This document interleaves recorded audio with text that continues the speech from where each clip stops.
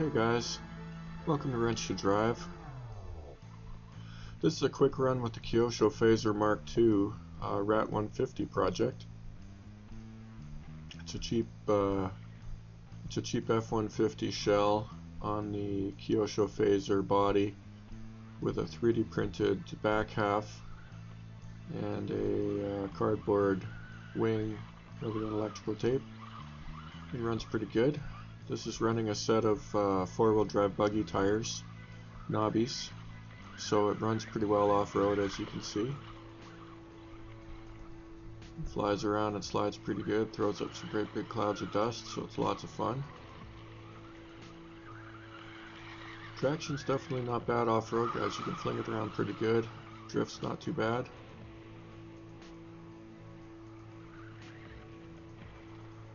As you can see, great big satisfying clouds of dirt. This is running a cheap Chinese brushless setup, 4300 kV, 2S LiPo.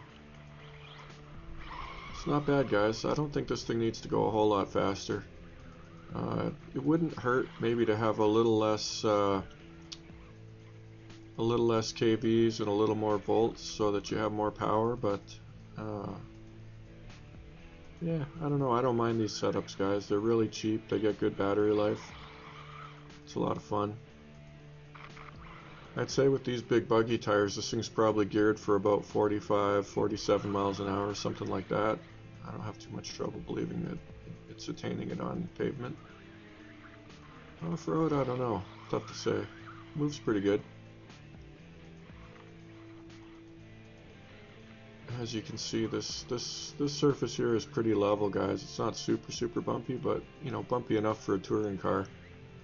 With these big tires and the Kyosho shocks, it doesn't work too bad. Personally, I think this is a really underrated car, guys. It's such a good basher.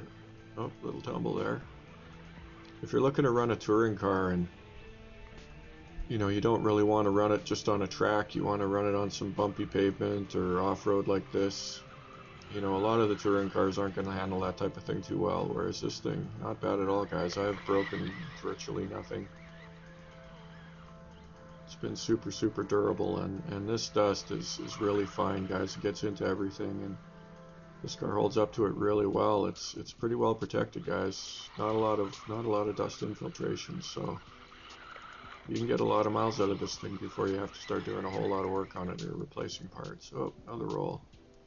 No damage today, guys. None of these rolls did it any hurt, which with 3D printed parts is always a bit of a question mark. But she did fine.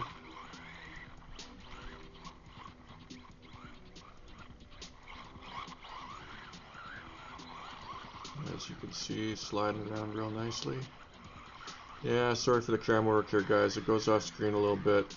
I adjusted my camera between shots and I missed it by that much. There's some road running coming up with the original camera position, so this doesn't go on for too long, guys. But as you can see, it definitely does slide around nicely.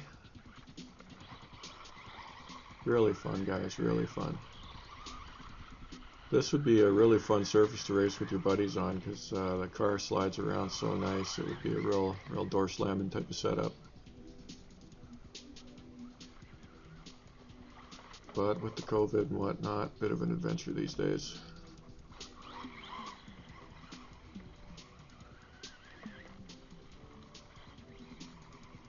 Yeah, fire the cameraman. And here we are on the street. That's a pass. I think that was top speed. That's just cruising by. Definitely not super slow, guys. A lot of these shots I was pretty far away, guys, so I did a bunch of keyframing and zooming and just kind of made the best of a bad situation. So if this footage is not appealing to you, there's some close passes, but they're all zoomed in and a little chunky, so if that doesn't float your boat, so be it. as you can see, these tires work pretty well on the road, guys. This car was really stable. That's the biggest takeaway with these tires is they work really well at this speed, guys. I was actually really surprised. I've got a set of street tires that I ran on this last year a couple times, and there's some video of it. And, you know, the car works okay with those, but they do balloon a little bit, and it gets a little unstable, and you can roll it over quite easily. Whereas with these, it has absolutely no trouble at these speeds, guys. It's so smooth and so stable. It's just crazy. I don't know how much of it's the wing and how much of it's the tires. And anyways, I mean, it is running really nice, guys. It's so smooth. And then the only downside to these tires is that in the corners, they are not super grippy. They don't bite a whole lot, guys. The car pushes.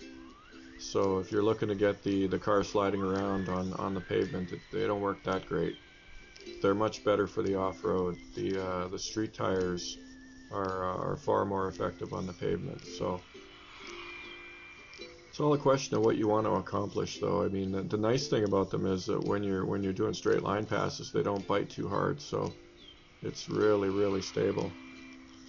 But yeah, like I said, depends what you want. If you're looking for maximum grip and you want the best pavement handling, these tires are definitely not that. It pushes pretty hard in the corners. These are not going to give you peak cornering speed if that's what you're looking for. But it does cruise around alright.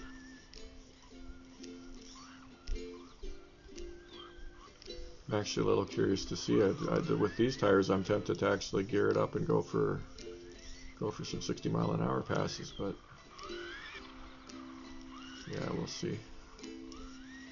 To me, this car is a basher, and you know, I don't feel the need to get it going Mach 1.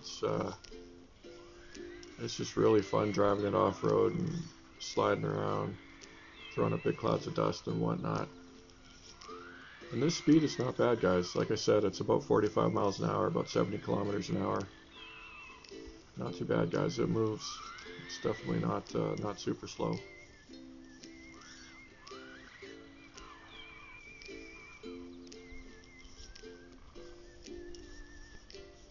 Yeah, there's a little play in those arms. Those are 3D printed arms I made, guys, out of TPU, and there's a little flex in them, so a little more play than there is normally, but it's not too bad. I haven't had any problems with it, so I'm calling those a win. Haven't broken anything. It's held up really well. This run, I definitely knocked a bunch of paint off the body, so you know, those rolls were not catastrophic, but they were not nothing, and there was no damage at all to any of the 3D printed parts, so that's good. As you can see, she moves pretty good, guys. It's pretty far away, so I don't know how fast these passes look to you guys, but it was definitely moving, guys. At some point, I'll definitely stick the old GPS on this thing and see what it's doing for sure, but I'm pretty comfortable telling you guys it's doing about 45 miles an hour, so take that for what you will. Yeah, again, super durable. Really fun car, guys. Getting to the end of the video here, so thanks for tuning in. There'll definitely be some more runs with us in the future. See you next time on Wrench to Drive, where we ask the eternal question: do you drive to wrench, or do you wrench to drive?